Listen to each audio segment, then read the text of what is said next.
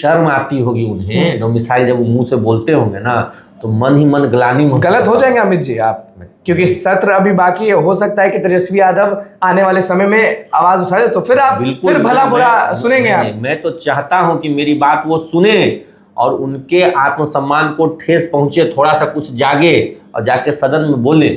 हम लोग जो बोलते हैं तो इसलिए बोलते हैं कि जो भी नेता हैं, पदाधिकारी हैं, उन पर कुछ असर पड़े। अगर तेजस्वी पर मेरी बात का असर पड़ जाता है तो बहुत अच्छी बात है। और सफलता का कारण मैंने बता दिया कि खुद उनको शर्म आती होगी कि किस मुंह से हम डोमिसाइल की बात करें, और इसीलिए वो नहीं करते होंगे। लेकिन फिर भी एक विपक्ष की जो भूमिका होनी चाहिए थी उसमें वो असफल रहे हैं। और ये मैं आपको आश्वस्त करता हूँ कि जब भी जनसुराज एक मजबूत स्थिति में आएगी, हम सरकार बनाएंगे, तो हम लोग डोमिसाइल को 100% लागू करेंगे। कोई शख्स डोमिसाइल नीति के बारे में क्यों नहीं कह रहा है? चाहे संदीप सौरभ हो, जो हमेशा बोलते थे। कैसे बोलेंगे, किस मुंह से बोलेंगे? जिसने जख्म दिया वही दवा की बात कैसे करें? ये डोमिसाइल का जो जख्म है ये तो तेजस्वी जी का दिया हुआ है। तेजस्वी जी सरकार में थे, उनकी पार्टी के मंत्री थे, शिक्षा विभाग के मंत्री, और उन्हीं के कलम से, उन्हीं के हस्ताक्षर से डोमिसाइल हटा। भाजपा जब विपक्ष में रहती है तो धरना प्रदर्शन करती है, डाकबंगला चौराहा पे लाठी खाते हैं लोग। पीठ पे सम्राट चौधरी ने भी जी क्यों खाए थे कि डोमिसाइल लागू करो। सरकार में जाके कहाँ गया डोमिसाइल? वही तेजस्वी जी सरकार में थे तो डोमिसाइल अपने ही मंत्री के कलम से हटवा दिए, जो कहते थे। अब बार बार जो ये बोलते हैं कि तेजस्वी यादव हटवाए हैं, तो अगर तेजस्वी यादव हटवाते तो अभी हर जगह थोड़ी बोलते। वो बेवकूफ थोड़ी है कि वो बोलते कि हम आएंगे तो 100% डोमिसाइल नीति लागू कर देंगे। देखिए वो कब बोल रहे हैं, सत्ता में थे तब बोलते थे? बिल्कुल नहीं। कोई नेता तो है नहीं, ब्यूरोक्रेट रहे, IPS रहे, टिकट मिल गया, नीतीश जी की कृपा से विधायक बन गए, मंत्री बन गए, तो उनको जनता से कोई जुड़ाव नहीं है। जनता के जो मुद्दे हैं, जो युवाओं के मुद्दे हैं, उससे उनको कोई सरोकार नहीं, क्योंकि जिंदगी भर उन्होंने हुक्म बजाया है, सरकार के आदेशों का पालन किया है। तो अभी भी जो मुख्यमंत्री जी का आदेश होता है बस उसका पालन करते हैं।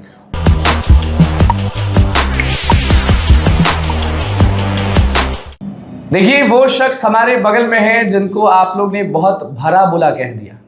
नमस्कार, मैं हूं अनुकुल तिवारी और आप वॉइस अब देख रहे हैं। हमारे साथ शिक्षक नेता अमित विक्रम मौजूद हैं। बात करेंगे डोमिसाइल नीति पर, बात करेंगे बहालियों पर, बात करेंगे शिक्षा मंत्री पर और बात करेंगे ACS पर। सबसे पहले अमित जी बहुत बहुत स्वागत है आपका। सदन चल रहा है, सत्र चल रहा है, और कोई एक शख्स, तेजस्वी हो, नीतीश कुमार हो, सम्राट चौधरी हो, विजय सिन्हा हो, शिक्षा मंत्री हो, कोई शख्स डोमिसाइल नीति के बारे में क्यों नहीं कह रहा है? चाहे संदीप सौरभ हो, जो हमेशा बोलते थे। कैसे बोलेंगे, किस मुंह से बोलेंगे?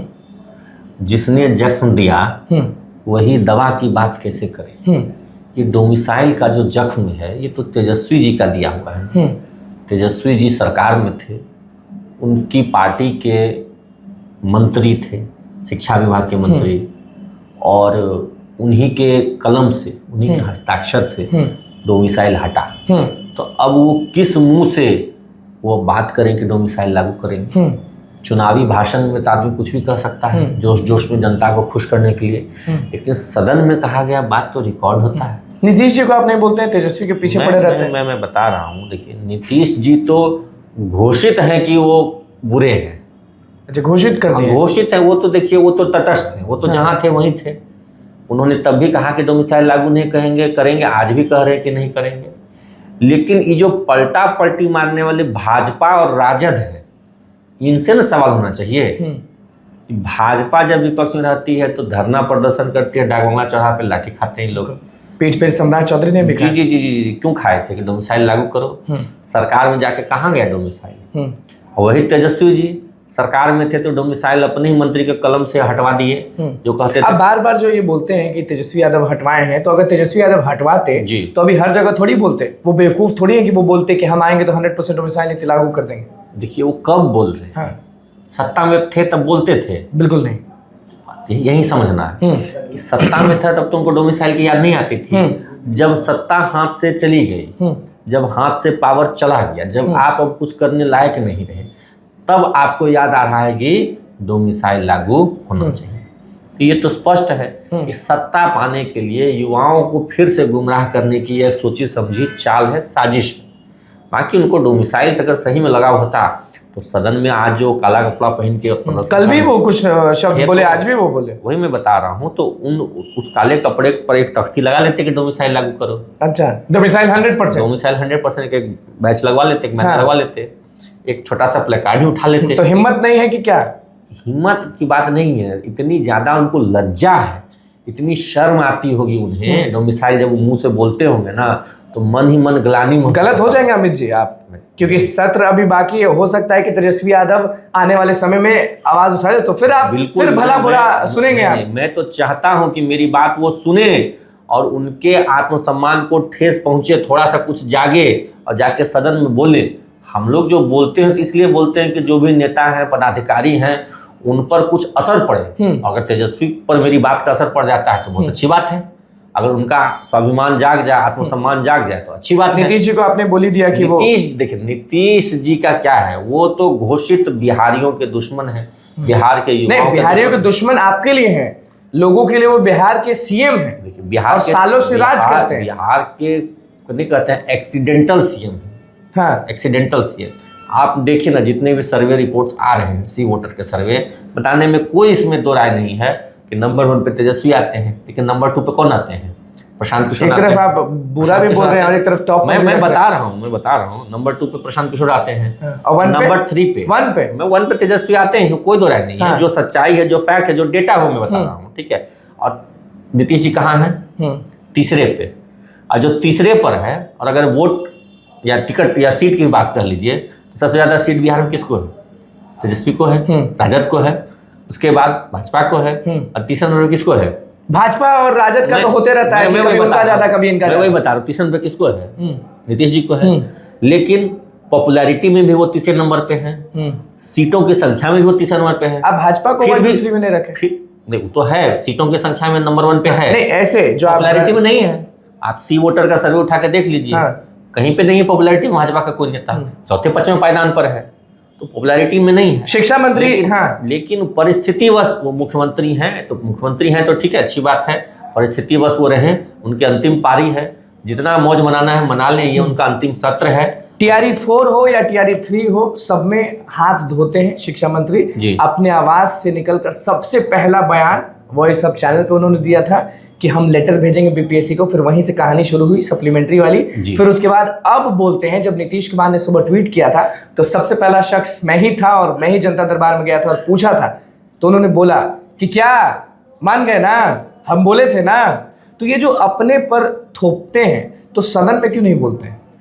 देखिए क्या है कि वो कोई नेता तो है नहीं, ब्यूरोक्रेट रहे, IPS रहे, टिकट मिल गया नीतीश जी की कृपा से, विधायक बन गए, मंत्री बन गए, तो उनको जनता से कोई जुड़ाव नहीं है। जनता के जो मुद्दे हैं, जो युवाओं के मुद्दे हैं, उससे उनको कोई सरोकार नहीं, क्योंकि जिंदगी भर उन्होंने हुक्म बजाया है, सरकार के आदेशों का पालन किया है। तो अभी भी जो मुख्यमंत्री जी का आदेश होता है बस उसका पालन करते हैं। उनके मुंह में अगर जुबान होती, अगर उनका कुछ स्वाभिमान होता, उनके अपनी कुछ बुद्धि क्षमता होती, अपना विवेक होता, इनमें से 4 में से कोई एक चीज होता, चारों का चारों तो नील बटा सन्नाटा है उनका, लेकिन अगर कोई एक चीज होता तो खुद सोचते कि जो छात्र हैं, जो युवा हैं, जो प्रदर्शन कर रहे हैं, जो लाठी खा रहे हैं सप्लीमेंट्री रिजल्ट के लिए, वो सही है या गलत। उनका विवेक उनको जवाब देता कि ये छात्र कोई गलत मांग नहीं कर रहे हैं, इनकी मांग बिल्कुल जायज है, सही है। TRE 3 का सप्लीमेंट्री रिजल्ट होना चाहिए, और TRE 3 ही क्यों, उससे पहले भी जो TRE 2 हुआ था उसमें भी होना चाहिए था, लेकिन नहीं दिया उन्होंने। ठीक है, और आप विरोध क्यों करते हैं TRE 4 का? मैं बार बार क्या कर, मैं TRE 4 का विरोध नहीं, सोच के बोलिएगा, क्योंकि फिर कमेंट खोलिएगा तो आपको दिक्कत लगेगा। मैं बार बार कहता हूँ कि TRE 4 में चाहता हूँ कि हो, लेकिन सरकार जो बरगला रही है, सरकार जो झूठ, जैसे कैसे आपने कहा कि शिक्षा मंत्री ने झूठ बोला आपको कि सप्लीमेंट्री होगा, हम बीपीएससी को लिख के देंगे, हुआ नहीं। अब वो क्रेडिट ले रहे हैं कि हम कहे थे तो TRE 4 हो रहा है। भैया आप जो पहले कहे वो तो हुआ नहीं। अब एक नया शिगुफा आपने छोड़ दिया है कि मोदी जी ने पकड़ लेते हैं आप बात, क्यों नहीं पकड़ेंगे, मोदी जी के पार्टी से ना अलायंस में है। मोदी जी पहले कहते कि मोतिहारी में चीनी मिल का चाय पियेंगे, तो वो तो पिए नहीं। अभी कह दिए हैं कि मोतिहारी को मुंबई बना देंगे, ठीक है, एक आध चुनाव बीतने दीजिए, अगला बार मोतिहारी को मॉरिशस बना देंगे। तो उन्हीं के लोग हैं ना, कलीग हैं, पार्टनर्स हैं, तो इन्होंने भी झूठ बोलना सीख लिया है। अच्छा, कहीं ना पहले के सप्लीमेंट्री होगा, शिक्षा विभाग में कहीं ना कहीं कुछ खेल है क्या? इसी डर से ACS एस सिद्धार्थ जो है वो अब हटना चाहते हैं और चाहते हैं कि चुनाव लड़े? देखिए, ACS एस सिद्धार्थ जो है, उनकी आप गतिविधियों को पिछले 6 महीने से गौर करेंगे तो उन्होंने कई ऐसा काम किया है जो कि आपको दिखाता है कि चीप पब्लिसिटी चाहते हैं। चीप पब्लिसिटी बिहार में, मतलब ACS रैंक पर, मतलब उनसे लोअर लेवल पे तो सैकड़ों हैं, लेकिन ACS रैंक पर भी आप देखेंगे तो दर्जनों IAS होंगे। किसी को आपने चाय बनाते हुए और लौंग लत्ता छानते हुए देखा है? कभी नहीं। किसी को लिट्टी सेकते हुए देखा नेता है? को नहीं देखे। मान लीजिए अगर सेका भी हो सकता है, सेकते भी हो, चाय बनाते भी हो घर में, कैमरा ऑन करके वीडियोस का बनवाते हैं कोई क्या? ट्रेन पे भी चढ़ता है? ट्रेन पे बहुत लोग चढ़ते होंगे। मतलब कि अब आपको मिर्ची लग रहा है अगर ACS सीधे हैं तो? नहीं, मैं मिर्ची नहीं लग रहा हूँ। मैं ये बताइए, अगर ट्रेन पे चढ़े तो उसका वीडियो बना करके सारे मीडिया चैनल्स को कौन भेजता है? अगर चाय की दुकान पे चाय पिए, लिट्टी को सेक करके वो जो वीडियो बनवाते हैं, सबके हाथ में फोन है अमित जी। सबके हाथ में फोन है। हाँ। अब वो खुद से नहीं बनवा रहे थे वीडियो, एक ACS का वीडियो कोई क्या अननोन पर्सन बना रहा था। इतना हम आप लोग मीडिया में हैं, आप लोग भी समझते हैं, वो वीडियो उन्होंने खुद से बनवाया कि किसी ऐसे ही अनजान व्यक्ति ने बना लिया? अनजान व्यक्ति बना नहीं सकता। अरे भैया, ACS का वीडियो कौन बना लेगा? खुद बनवाते हैं मीडिया चैनल्स के, जो उनके कुछ खास लोग हैं उनको भेजते हैं, कहते हैं इसको चलाओ न्यूज पर। न्यूज पर चलता है, अच्छी पब्लिसिटी चाहते हैं। चुनाव लड़ेंगे? हाँ, लड़ेंगे तो जमानत जब्त होगा, कोई नई बात थोड़ी ना है। यहाँ अमित विक्रम के नजर से अगर देखें तो एक ही खुदा है और वो है प्रशांत किशोर। देखिए, खुदा की बात नहीं है, बात यहाँ है कि आप ट्रैक रिकॉर्ड देखिए। आप याद कीजिए पिछले 10-12 सालों में कौन कौन यहाँ शिक्षा मंत्री हुआ है, याद कीजिए। एक से एक याद कीजिए। PK शाही थे, क्या हश्र हुआ? लोकसभा चुनाव हारे, शिक्षा मंत्री पद खत्म हो गया। चंद्रशेखर वर्मा, ठीक है, सॉरी, चंद्रशेखर वर्मा जी थे, जहानाबाद से चुनाव लड़े, पिछला हारे, कहानी खत्म। बिरसन पटेल चुनाव लड़े, हारे, कहानी, राजनीति खत्म। ठीक है। विजय चौधरी जी डर के मारे शिक्षा मंत्री बने, अगले बार छोड़ दिए कि हम नहीं बनेंगे शिक्षा मंत्री। बड़ा हंगामा होता है इसमें। हंगामा नहीं होता है, ट्रैक रिकॉर्ड है कि जो शिक्षा मंत्री बना वो चुनाव में साफ। तो ACS बन करके अगर चुनाव लड़ेंगे, हैं तो उसी विभाग के मुखिया, मंत्री, शिक्षा मंत्री थोड़ी है। शिक्षा मंत्री नहीं है तो मंत्री शिक्षा का कहाँ कुछ कर रहा, सब तो खुद ही करते हैं। आप देखते होंगे कि अन्य विभाग में प्रेस कॉन्फ्रेंस मंत्री जी करते हैं, विभाग के कार्य बारे मंत्री बताते हैं। यहाँ ACS शनिवार के शनिवार बैठ के मन की बात सुनाते हैं। वहाँ स्कूल में बिल्डिंग नहीं है, ठीक है, आपने देखा होगा, छोटी बच्ची का वीडियो पूरे देश में वायरल हुआ, उसका बिल्डिंग नहीं बनवा सके, ये चाय और लिट्टी बनवा रहे हैं। चाय लिट्टी बनाने वाले फोकसबाज पदाधिकारी हैं, इनकी फोकसबाजी के चक्कर में शिक्षा विभाग का बेड़ा गर्क हो गया। तो ये जब चुनाव में आएंगे, चाहे जिस भी सीट से, मैं आपको गारंटी दे रहा हूँ, पहले और दूसरे स्थान पे तो नहीं रहेंगे। एक चीज को लेकर बहुत बड़ी आप बैठक करने वाले हैं, उस पर हम जानना चाहते हैं क्या है? देखिए, वो तो कल बैठक है, उसमें कुछ तारीख कल 24 तारीख को गांधी मैदान में बैठक है। कुछ शिक्षक अभ्यर्थियों ने हमसे कहा कि वो जो EWS आरक्षण है उसमें कुछ गड़बड़ी हुई है, जितनी सीटें होनी चाहिए नहीं है। तो हमने एक बोला है कि आप लोग बैठक कीजिए, मैं बैठक में जाऊंगा। कितने बजे बैठक है? बैठक दोपहर में होगी, 1 बजे से है। तो क्या उनकी समस्या है इसको मैं समझूंगा। वहाँ पे अगर आगे कुछ रणनीति बनेगी तो आप लोगों को भी अवगत कराया जाएगा। आप लोगों को भी मैंने बुलाया है, आप लोग भी आइए, क्योंकि हमारे साथ जो भी शिक्षक अभ्यर्थी जुड़ते हैं, शिक्षक जुड़ते हैं, देखा आपने प्रधान शिक्षक का मामला था, उसमें भी आप आए थे, उससे पहले भी BEd का मामला था, बहुत तरह के मामले होते हैं, आप हमेशा आते हैं। डोमिसाइल में भी आपने प्रोटेस्ट में देखा। डोमिसाइल से एक चीज याद है कि कुछ आंदोलन हो रहा है लेकिन उसका कुछ वर्थ इट नहीं दिख रहा है। TRE4 विद डोमिसाइल कुछ वर्थ, देखिए, TRE4 विद डोमिसाइल, देखिए कोई भी आंदोलन होता है तो वो चरणबद्ध होता है, उसका एक प्रोसेस है और उसको एक सही तरीके से संचालित किया जाता है। अभी मैं देख क्या रहा हूँ कि छात्रों का जो आंदोलन हो रहा है वो हैफजार्ड हो रहा है, अनऑर्गेनाइज हो रहा है। एक दिन अचानक से जुटे, कहीं मार्च कर दिया, कहीं घेराव कर दिया, फिर उसके बाद महीने 2 महीने गायब। तो जो मोमेंटम बनना चाहिए प्रोटेस्ट का वो नहीं बनता है। आप उस मोमेंटम के बारे में बात करें जो गर्दनी बाग में जो भीड़ लगी थी, पूरा पटना देखा था, शिक्षकों का जुटान था और पूरा पटना जाम था उस दिन। आपने देखा, एक लाठी नहीं चली, आपने देखा, एक लाठी नहीं देखा था आपने, और जो हमारी मांग थी वो भी पूरी हो गई। लाठी भी नहीं चली, लाठी भी नहीं चली, राजकर्मी का दर्जा मांगा मिल गया। उससे पहले भी कई प्रदर्शन हुए हैं।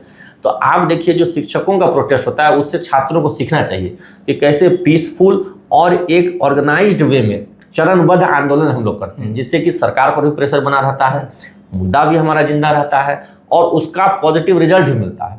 छात्रों के मामले में हम लोग देखते हैं कि हैफाजार्ड तो क्या ऐसे जो टीआरई 4 विद डोमिसाइल का जो आंदोलन हो रहा है, वो अगर ऐसे होगा तो कोई रिजल्ट मिलेगा नहीं? देखिए, मेरा तो यही आकलन है कि अभी फिलहाल टीआरई 4 होना नहीं है।